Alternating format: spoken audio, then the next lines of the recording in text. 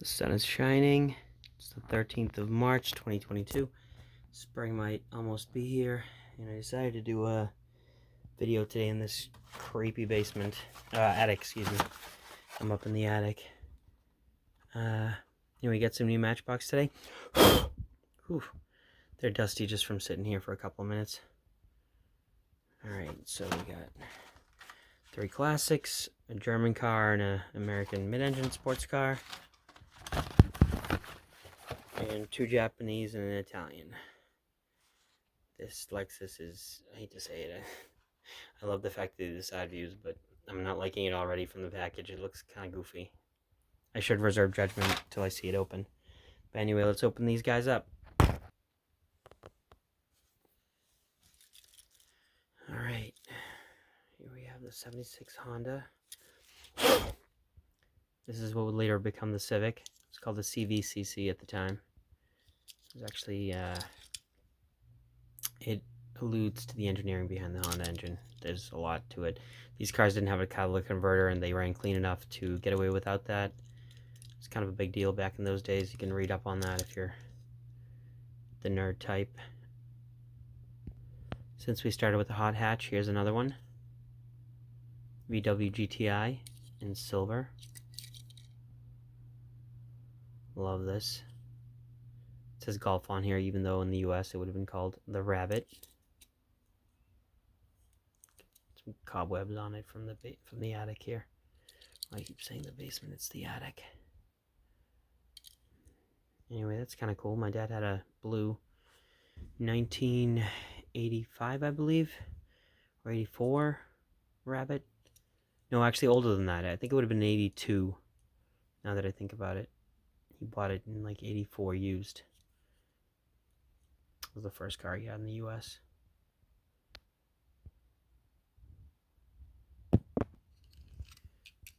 Alfa Romeo Giulia.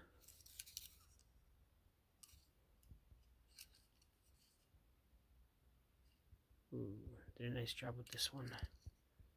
And look at that. It's not too much to ask. Side view mirrors. You guys notice? 2 or 3 of these so far. Alright, next we got the Corvette. C8, 8th generation Corvette Stingray. I'm sure everybody will be scrambling to make the Z06 now that that's debuted. Or was it the ZR1 that debuted? I think it's a Z06. Anyway. Pretty awesome. Still hoping they do a manual of this car. True manual with a clutch pedal. That would be awesome. And here's another Chevy. This thing is so cool.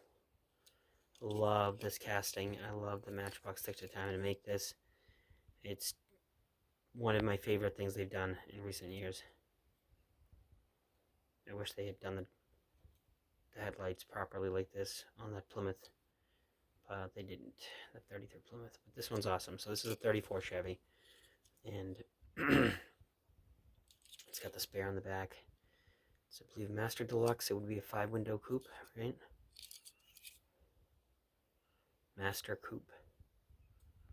Pretty awesome. I was a big fan of pre-war cars. Definitely approve of this one.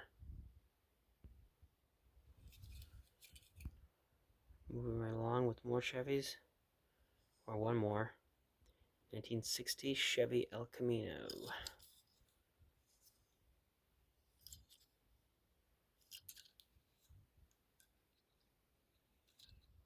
Really?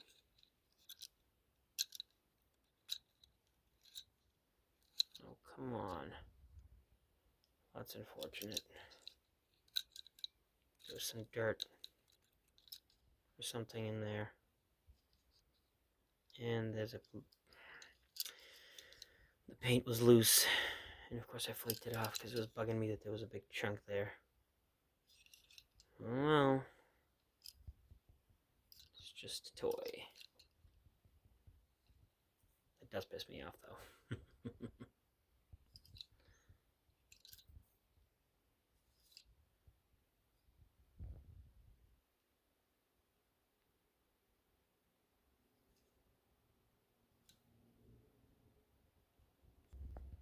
Now this thing is cool. The old Ford cab over 18-wheelers. They made these things into fire trucks. They made them into, I mean, there's just a plethora of them. I love the fact they put side views on it. I know some people are going to say they look stupid. They look like big ears or something. I'd rather have this than nothing. So, I approve. And look at that. So it's a C900. 1965. They made these things, I want to say, all the way up until the early 80s. I think. Definitely made them forever. From the early 60s up until at least the late 70s. Anyway, this one's got Shell logos on it. It's pretty awesome if you ask me.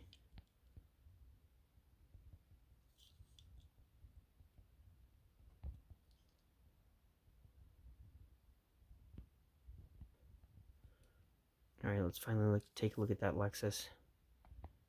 You know what? It doesn't look as bad out of the package. So it's the original LS400. I don't know what year they're calling 94. I would still be the original first generation Lexus LS. These things were pretty revolutionary. I still say that they can't hold a candle to a W140 Mercedes-Benz. But of course, there's a little bit of a price disparity there. Pretty cool cars for what they are. It's just a big fancy Toyota. Some of the marketing was kind of deceptive, and I'm just not that much of a Lexus fanboy like some people. This is a great car, though, and of course they did it in the colors, maybe by accident, maybe on purpose, of the famous million-mile Lexus LS400. I think that one's like champagne two-tone with the gray on the bottom. Maybe mixing it up. Pretty wacky paint, by the way. Kind of a chameleon shade. They did a nicer job with the back than with the front. There's just something awkward about the front, the way they did the headlights, but whatever. Alright, last but not least, Porsche 918 Spider. This is a car that directly competed with only two other cars in the world at the time. The McLaren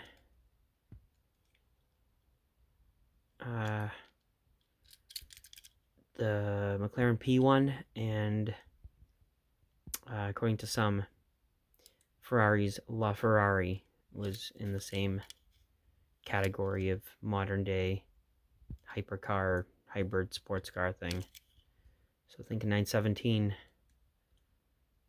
but with some Prius technology. It's really nice casting. Once again, look at that, side view mirrors. It's really not too hard to put side view mirrors on stuff.